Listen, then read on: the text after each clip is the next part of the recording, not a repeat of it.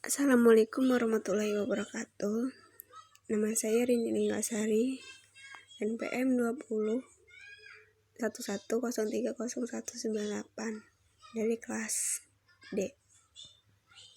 Di sini saya akan membahas tentang peradaban dinasti Abbasiyah. Sejarah berdirinya dinasti Abbasiyah. Abbasiyah, nama dinasti khalifahan yang berkuasa mulai 749 Masehi hingga 1250 Masehi. Ini diambil dari nenek moyang Al-Abbas bin Abdul Muthalib bin Hashim, paman Rasulullah SAW. Dinasti Abbasiyah didirikan oleh Abu Al-Abbas As-Saffah dan sekaligus sebagai khalifah pertama. Al-Saffah artinya sang penumpah darah, yang kemudian menjadi julukannya. Julukan itu merupakan pertanda buruk. Dari tahun 750 Masehi hingga 1250 Masehi, penulis Abu Al-Abbas memegang pemerintahan meskipun mereka tidak selalu berkuasa. Orang Abbasiyah mengeklaim dirinya sebagai pengusung konsep sejati khalifahan, yaitu gagasan negara teokrasi yang menggantikan pemerintahan sekuler Al-Mulk atau dinasti Umayyah. Sebagai ciri khas keagamaan dalam istana kerajaannya dalam berbagai kesempatan seremonial seperti ketika dinobatkan sebagai khalifah dan pada sholat Jumat. Khalifah mengenakan jubah burdoh yang pernah dikenakan oleh saudara sepupunya, Nabi Muhammad SAW. Akan tetapi, masa pemerintahannya begitu singkat. As-Saffah meninggal pada tahun 754 Masehi atau hingga 755 Masehi karena penyakit cacar air ketika berusia 30 tahun. Abu Ja'far memimpin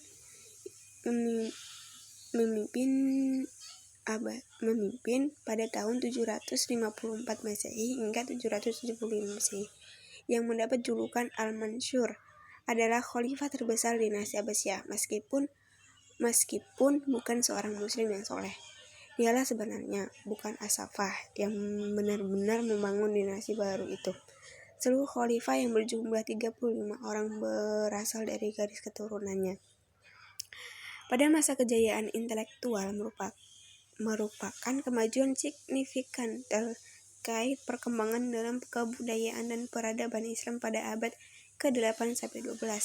Golden Prime berarti masa keemasan dalam perkembangan intelektual yang membawa Baghdad sebagai pusat dinamika intelektual muslim pada masanya. Munculnya dinasti Abbasiyah sering dihubungkan dengan kejatuhan dinasti Umayyah. Dalam satu hal terdapat perbedaan yang sangat mendasar. Dinasti Umayyah terdiri atas orang Arab, sementara dinasti Abbasiyah lebih bersifat internasional. Dinasti Abbasiyah merupakan kejayaan orang Islam baru, tempat orang Arab hanya menjadi salah satu unsur dari berbagai bangsa yang membentuk kerajaan itu. Yang kedua, pemerintahan dinasti Abbasiyah. Kekuasaan dinasti Abbasiyah berlangsung dalam rentan waktu yang panjang, yaitu selama 5 abad. Selama dinasti ini berkuasa, pola pemerintah yang diterapkan berbeda-beda sesuai dengan perubahan politik, sosial, dan budaya. Berdasarkan perubahan pola pemerintah dan politik itu, para sejarawan biasanya membagi masa pemerintahan Bani Abbasiyah menjadi 5 periode. Periode pertama dari 750 Masehi hingga 847 Masehi disebut periode pengaruh Persia pertama. Periode kedua dari 847 Masehi hingga 945 Masehi disebut periode pengaruh Turki pertama. Periode ketiga dari 940 Masehi hingga 1105 Masehi. Masa kekuasaan dinasti Buwayhi sampai pemerintah Khalifah Al-Abbas. Periode ini disebut pengaruh periode kedua. Periode keempat, masa kekuasaan dinasti periode keempat dari 1105 Masehi sampai 1195 Masehi. Masa kekuasaan dinasti Saljuk yang biasanya disebut dengan masa pengaruh Turki kedua. Periode kelima dari 1195 Masehi hingga 1258 Masehi. Masa khalifah bebas dari pengaruh dinasti lain, tetapi kekuasaannya hanya efektif di situ. Kemajuan peradaban dinasti Abbasiyah. Pada masa pemerintahan Bani Abbasiyah, kegiatan perekonomian bertambah maju seiring dan perkembangan zaman sehingga kekayaan negara bertambah banyak. Meskipun pada umumnya tidak berbeda dengan kegiatan perekonomian dilakukan Bani Umayyah.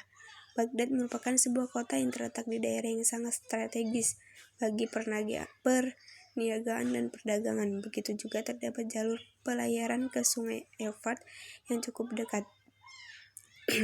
Sehingga barang-barang dagangan dan perniagaan dapat diangkut mengalir Sungai Efrat dan Tigris dengan menggunakan perahu kecil. Di samping itu, yang terpenting adalah terdapatnya jalan yang nyaman dan aman dari semua jurusan. Akhirnya Baghdad menjadi daerah sangat ramai karena di samping ibu kota kerajaan juga sebagai kota niaga yang cukup marak pada masa itu. Dari situlah negara akan dapat devisa yang sangat banyak. Kemajuan peradaban dinasti Abbasiyah. Beberapa kemajuan dalam berbagai bidang kehidupan, antaranya bidang agama. Kemajuan di bidang agama antara lain dalam yaitu beberapa lain di bidang ilmu, yaitu ilmu Quran, ilmu tafsir, hadis, ilmu kalam, bahasa, dan fikih. Bidang umum. Dalam bidang umum antara lain perkembangan dalam bidang filsafat, logika, metafisika, matematika, ilmu alam, geometri, aljabar, aritmatika, musik, kedokteran, kimia, dan sejarah dan sastra. Bidang ekonomi, perdagangan dan industri, pertanian dan perkebunan, pendapatan negara. Kemunduran dinasti Abbasiyah. Faktor penyebab kemunduran dinasti Abbasiyah antara lain: A. Persaingan antar bangsa. Khalifah Abbasiyah yang didirikan Bani Abbasiyah bersekutu dengan orang-orang Persia. Persekutuan di latar belakangi persamaan nasib sebagai kekuasaan Bani Umayyah. Keduanya sama-sama tertindas. Setelah Abbasiyah berdiri, persekutuan tetap dipertahankan pada masa ini. Persaingan antar bangsa memicu untuk saling berkuasa. Kemerosotan ekonomi. Khalifah Abbasiyah mengalami kemunduran ekonomi bersama dengan kemunduran di bidang politik. Pada periode pertama pemerintah Abbasiyah merupakan yang kaya dan masuk lebih besar daripada pengeluaran sehingga Baitul Mal penuh dengan harta. Kemunduran dinasti Abbasiyah. Konflik keagamaan. Konflik keagamaan yang muncul menjadi isu sentral pada masa Khalifah Abbasiyah sehingga mengakibatkan perpecahan berbagai aliran keagamaan seperti Mu'tazilah, Syiah Al-Husnah dan kelompok-kelompok lainnya menjadikan pemerintahan Abbasiyah mengalami kesulitan untuk mempersatu berbagai paham keagamaan yang ada. Ancaman dari luar.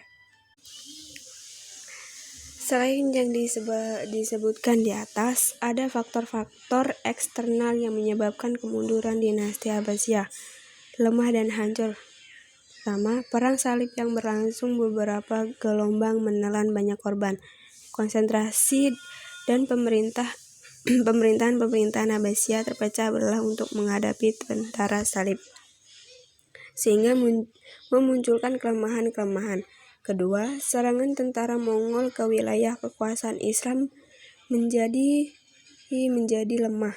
apalagi serangan Hulangu Khan yang pasukan Mongol yang biadab menyebabkan kekuasaan Abbasiyah menjadi lemah dan akhirnya menyerah kepada kekuatan Mongol.